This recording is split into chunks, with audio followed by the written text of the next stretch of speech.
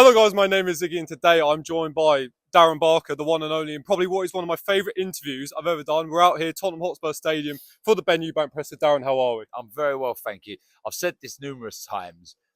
I'm a Chelsea fan, but this place, every time I come here, well, I say every time, I've been here it's the third time I've been here now, and it is spectacular. It's like all the staff are really nice to me as well. It's like they know I'm a Chelsea fan, and they just trying to win me over. Got to treat you well, isn't it? Yeah, but a special place, you have to say, which is going to house a special occasion. Benn Eubank, I mean, we saw what happened on Tuesday. We got the presser today. Yeah.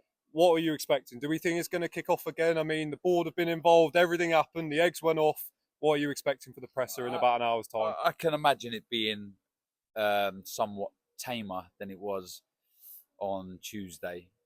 I can't imagine there's going to be any fiery antics. I mean, there's going to be a lot of words exchanged, that's for sure, because they just don't like each other. Benn and Eubanks, for as long as this world exists and as long as there are Benn and Eubanks on this planet, they're never going to get along. There's never going to be a Benn and a Eubank that are friends. And yeah, that's obviously going to create some tension today, especially after what happened on Tuesday, but all part and parcel of it, eh? What I mean, it's an incredible build-up, right? I mean, people haven't even spoken about what a good undercard this is as well. I mean, the main event's good enough by itself. Getting into the fight, Eubank, obviously, Conor actually hasn't boxed for about 15 months or so. We don't really know where Eubank is after his last fight against Darren, 35 years old. It's an interesting style matchup. Early on, the early prediction, how do you see this style matchup playing out?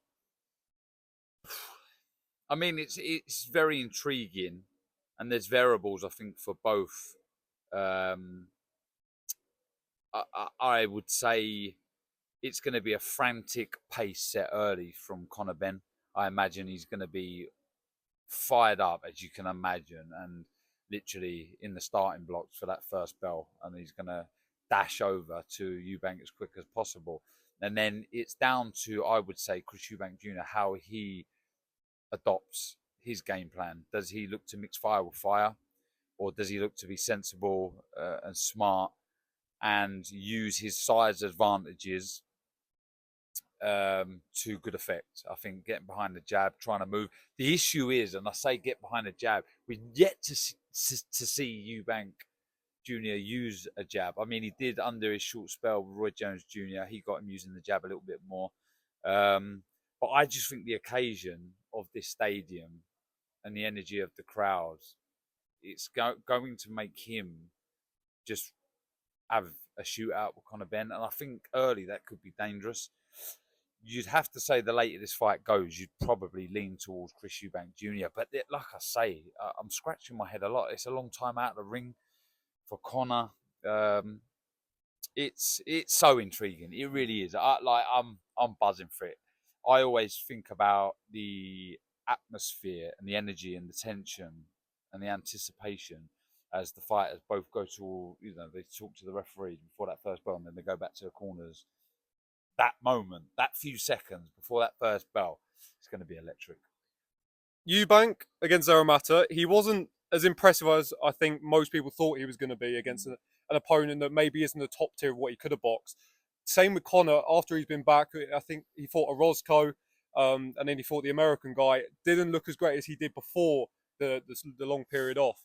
What have you made of them recently in their last two performances? I think they both need this fight. I think with both, all three of the opponents you named, they weren't tough enough challenges for both fighters to get up for, and that shows a little bit of, lack of discipline, if you like, because you can't afford to take your foot off the gas. You've got to perform at your best against everybody, and that's hard to do, but it's a minimal requirement that you give full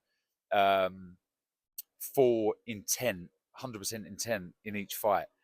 You can perform badly, and that's what happens. But against a Roscoe and Dazn in Vegas, I was there. I thought he boxed well against Dazn. It was just, the American was tough, and he got back into the fight. And the second half, he showed real gameness and will to win.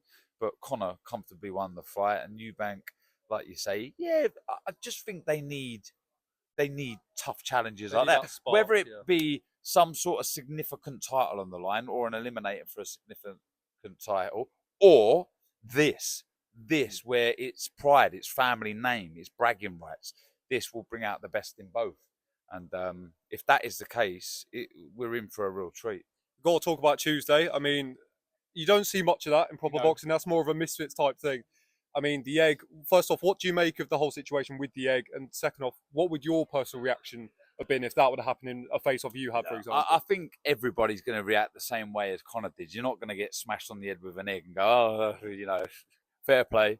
You're gonna react badly, you know, because they're high on energy, and the body is going through an awful lot when you're trying to lose the weight. And I mean, it's not so much the case for Conor, but still you're training like a lunatic, and they're young, well, still relatively young. Well, Conor is young, and fiery individuals. That is what Conor Benn is. He's a Benn, and we see with his dad. He was fiery, but I just look. I think whether they like it or not, they're role models, and there's young kids going to be watching that and thinking, "Oh, is that how you carry on? You smash eggs around people's heads?" And look, it has elevated this to another level now. Like this stadium, because now it could be Wembley Stadium. It sounds like Wembley Stadium because it's just hit all the back pages. That incident on Tuesday, but I worry about the future of the sport. And I might sound like an old miserable old git here, like Victor Meldrew, but I don't want to see that carry on all the time. I want this to remain a sport of gentlemen, and the boxing do the talking.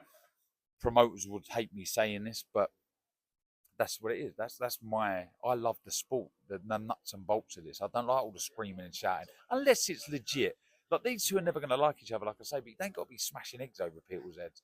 But it has grown this to another level, so I get it. What do you make of Eubanks Senior not being involved in this? Is that yeah? I've no opinion really. He's got his reasons. It's not my place to say. I don't really want to get into family dynamics, etc. I just, I hope as a fan that he is here on Fight Night, which I'm sure he will be. For you as well. I mean, I last spoke to you at Dylan Bellotti. You've commentated on some of the biggest, most historic fights we've had with Riyadh season over the past year or so. What's it been like to be able to sit there, commentate in front row over the Fury Usyks and the Bivol Beterbievs?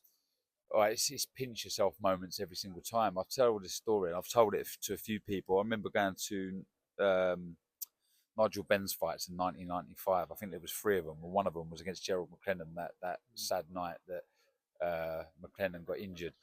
But I remember being in the rafters and watching the fight and thinking, I want to be involved in that. I want to be involved in that ringside. If I can't be a fighter, I want to be a judge, a referee, in the media, part of the board, whoever. I want to be involved in that ringside. So whenever I go to these events, whether it be the Indigo for Bellotti Dylan, or it be Fury Usyk, the first undisputed heavyweight title since Lennox Lewis and Amanda Holyfield, I touch the ring sort of in homage to that memory, that moment, because I'm a massive fan of this sport. I love it. I live and breathe it.